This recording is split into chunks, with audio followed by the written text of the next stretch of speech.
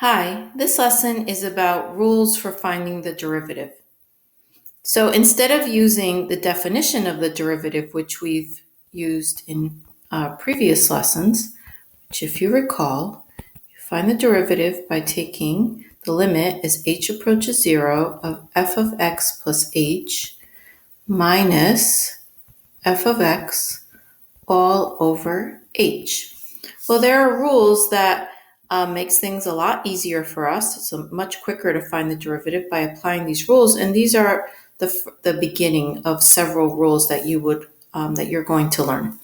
So the first rule says that the derivative of a constant is 0. So any number, if you're taking the derivative of it, the derivative is 0. The derivative of e to the x is itself e to the x. And this next one has a special name. It's called the power rule. The derivative of x to the n, as long as n is a real number, is n times x to the n minus 1. So the exponent goes in front of the variable and you subtract 1 from the exponent and you get your derivative. Okay, so that again makes things a lot simpler than what we were doing in previous lessons when we were using the definition. So as a reminder, in order to use power rule, when you have a radical expression, you first have to rewrite the radical as an expression with a rational exponent. So the nth root of x to the m is the same as x to the m over n, and then you'd be able to use power rule to take the derivative of this expression. All right, so let's practice that in the next example. Suppose we wanted to find f prime of x for f of x equal to the cube root of x squared.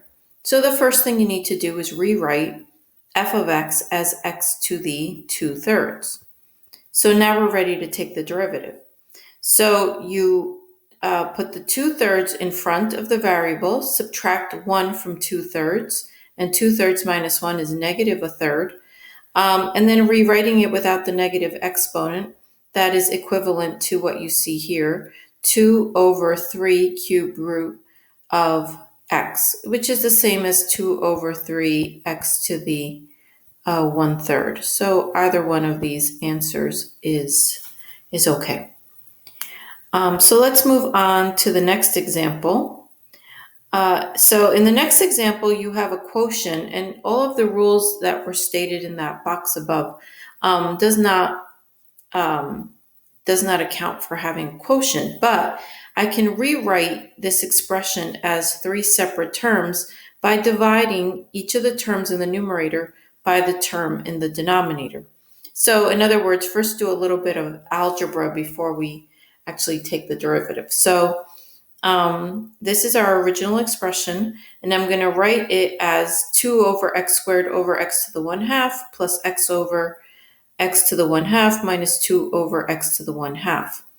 And then if I use the rule for monomial expressions here, you subtract your exponents, you get 2x to the 3/2 in the next line. Again, subtract the exponents for the next one, you get plus x to the 1/2. And then here, I want to write this so that it isn't a quotient, and so it goes up to the numerator and gets rewritten as 2x to the negative 1/2. Well, now we're ready to take the derivative.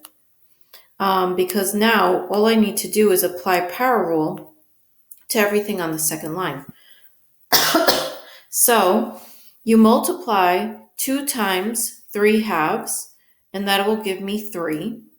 And then subtract 1 from the exponent. So 3/2 minus 1 is x to the 1/2. So the first term, the derivative, is 3x to the 1/2. Second term, again, applying power rule. You write 1/2 in front of the variable x and subtract 1 from 1/2. And so that gives me 1/2 x to the negative 1/2.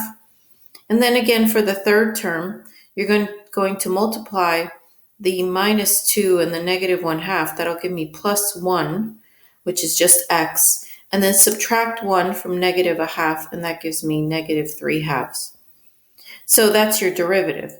In this next line, all I did was rewrite my derivative in a different way to get rid of all of the negative exponents. So I have that the derivative y prime is 3x to the 1/2 plus 1 over 2x to the 1/2 plus 1 over x to the 3/2. And we're done. Okay, higher order derivatives means that you can take the derivative more than once. So we've been focusing on a first derivative, but there could be a second derivative, third derivative, etc. So there's different types of notations depending on who the mathematician was, Lagrange, Newton, or Euler. So with Lagrange, your first derivative is f prime, second derivative f double prime, we use 2 little tick marks there, third derivative, or f triple prime. And anything beyond the third derivative would have the number. So the fourth derivative would be oftentimes that's in parentheses of x, or the 10th derivative of x. So that's Lagrange notation. Then we have Newton's notation. Again, first derivative would just be dy over dx, but the second derivative would be written like this. Notice that the 2 is positioned. They are superscripts, not subscripts. So the x that 2 is in the upper right-hand corner. In the numerator, it's between the d and the y, but in the denominator, it's a superscript to the right of the x. And the same would be true for the third derivative and anything higher than 3 as well. And then with Euler's notation, I think Euler is the notation that I use the least often. But that there you'll have a subscript of x and then y, and then when you have higher order derivatives, you'll see 2 as a superscript, 3 as a superscript, right above the subscript of x, and so on for higher order derivatives. Okay. And depending on the textbook, different notations are used. So here we want to find the third derivative of f of x equal to negative 4x cubed plus 5x. So again, we have to use power rule. So our first derivative, you multiply the 3 and the negative 4, and you get negative 12x squared. And then here, again, the derivative of 5x, you can apply, again, your power rule. This is x to the first power. So it's 5 times 1, subtract 1 from the exponent of 1. So you would get x to the 0, which is just 1. So the derivative of 5x is just 5. And then if I move on to find the second derivative, well, the derivative of negative 12x squared, you multiply the 2 times negative 12, subtract 1 from the exponent, you get negative 24x.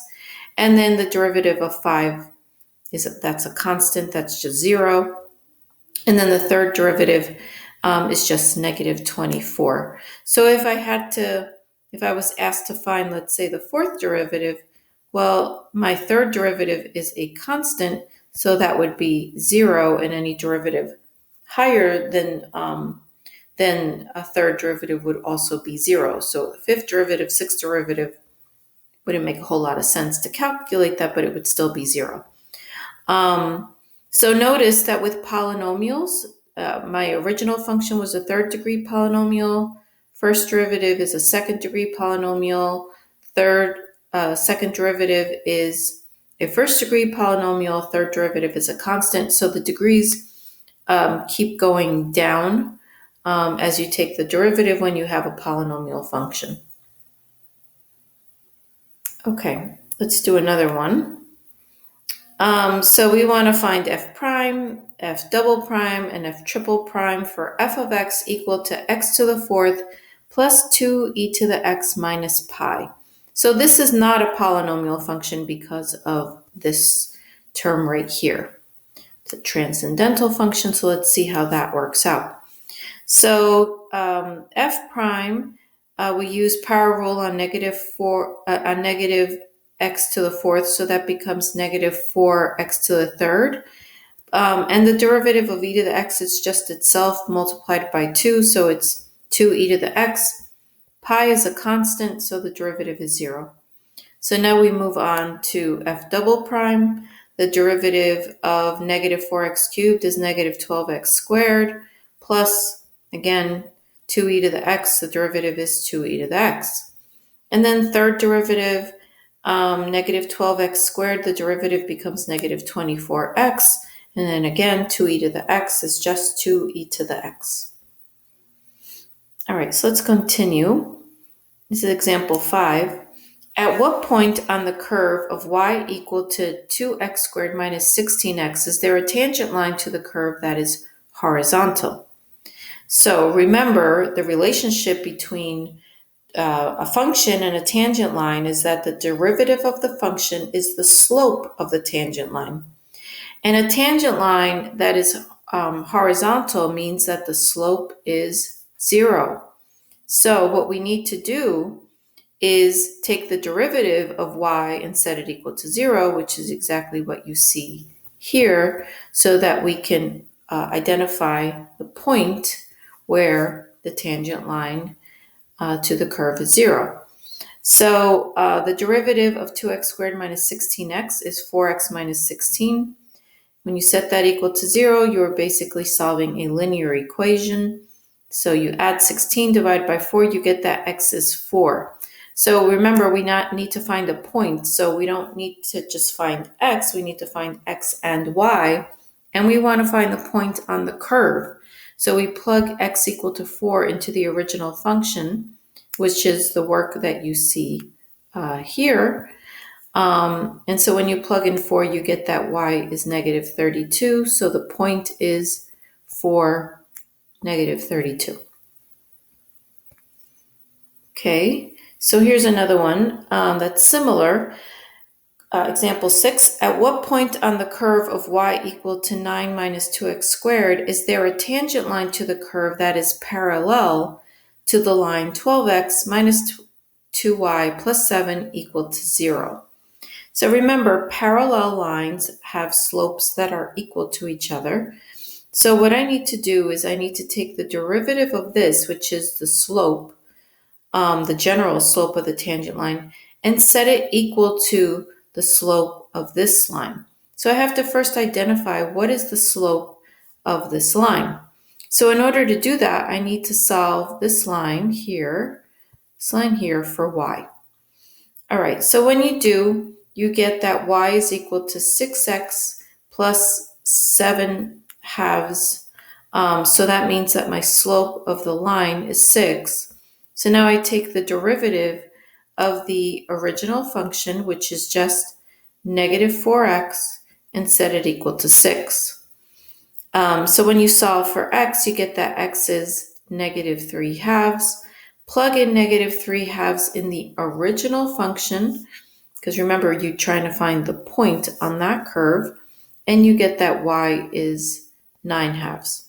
So, the point on the curve y equal to 9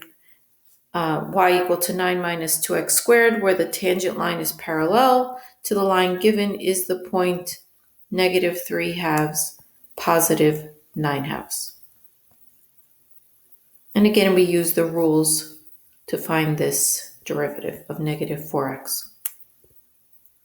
Okay, here's another example.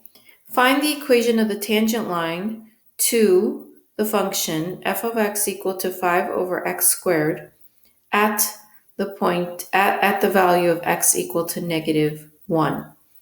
Okay, so again, to find the equation of a line, we've done these before. We need a point and a slope. I've been given part of a point, the x-coordinate of a point. I could easily find the y-coordinate by plugging it in here, but I am missing the slope. And the slope of the tangent line is found by taking the derivative of the function. Okay, so again, here's our point. Plug in negative 1 into the original function, and so we get a point of negative 1, positive 5. Then we need to figure out what our slope is, and so the slope, first thing I'm going to do is rewrite my function as 5x to the negative 2, and that's so that I can use power rule to find the derivative. So my slope is f prime, and using power rule, you get negative 10 x to the negative 3. Remember, power rule is multiply 5 times negative 2, subtract 1 from the exponent.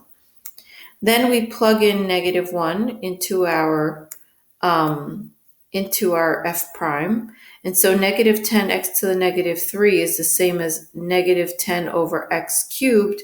When you plug in negative 1, you get negative 10 over negative 1 to the third power. And so when you simplify that, you get that the slope is 10. So now we're ready to find the equation of the line. So plugging in our point and our slope here. So you get what you see here, y minus 5 is equal to 10 times x minus negative 1. That's y minus 5 equals 10x plus 10 when you distribute, and then add 5, and so you end up with the equation of a line, which is y equal to 10x plus 15. Okay, so let's talk a little bit more about lines. A normal line is a perpendicular line. And remember that perpendicular lines have slopes that are negative reciprocals of each other. So they'll be opposite in sign, but they will also be reciprocals. So here in example 8, we want to find the equation of a normal line to the curve y equal to negative 5 square root of x at the point 4, negative 10. So how are we going to use derivatives to help us figure this out? So remember that the derivative gives you the slope of a tangent line. And so we want the normal line to that tangent. So the first thing I have to do is that in order to find the derivative, I have to first rewrite negative 5 square root x as negative 5x to the 1/2 so that I can apply power rule. So that's what we do right here. You multiply 5 times 1/2, which gives negative 5 times 1/2, which gives me negative 5/2, and then subtract 1 from the exponent, which gives us negative 1/2. Okay, so now I can compute the slope of the tangent line by plugging in 4. Remember, 4 was the x-coordinate of the point that was given. So that's what you see here. I have negative 5 over 2 square root of 4, which simplifies to that the slope of the tangent line is negative 5/4. Okay, but that means that the slope of the line that I'm interested in, which is the normal line, will be positive 4/5. Remember, perpendicular lines or normal lines have slopes that are negative reciprocals of each other. So you flip the two numbers and you take the opposite sign. So now I'm ready to compute the equation of the normal line by using 4/5 as my slope, and my point was 4, negative 10. So that's what you see here. I have y minus negative 10 equals 4/5 times x minus 4. So on the left side of the line, you get y plus 10. On the right side, you distribute. So you have 4/5 x minus 16/5. And then subtract 10 from both sides, but instead of writing it as 10, I wrote the 10 as minus 50 over 5. And that's so that I can combine it with the 16/5. And so your equation of your line is y equal to 4/5 x minus 66/5. All right, so here's another question that's a little bit more abstract. Here we want to find the values a and b, where 2x plus y equals b is tangent to the parabola y equals ax squared, where x is equal to 2. All right, so remember the relationship between a curve, which is my parabola, and the tangent line is that the derivative has a slope that is equal to the slope of the tangent line. So first thing I need to do is identify the slope of this line. So we need to solve it for y, which is what I did here. So you subtract 2x, and so that means that this line has a slope of -2. All right, so that means that I'm going to have to find the derivative of my curve and set it equal to -2. So the derivative of ax squared is y prime equal to 2ax, and then I need to solve 2ax equal to -2. But remember, you know that x is equal to 2. So you plug in 2 for x, which is right here. So you have 2a times 2 equals -2, which means that you have 4a equals -2. And then solving for a, which is what the question is asking you to do, that means you have to divide by 4. And so you get that a is -1/2 when you simplify. Okay, so far so good. We found A. Now we need to find B.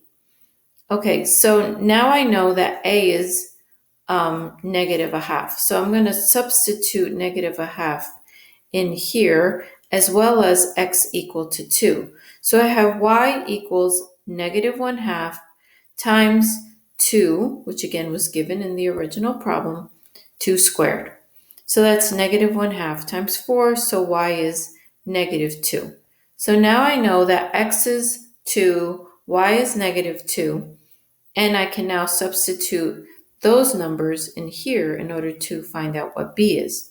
So I have 2 times 2 plus -2, which gives me 4 minus 2 equals b, and then subtract, and you get that b is equal to 2.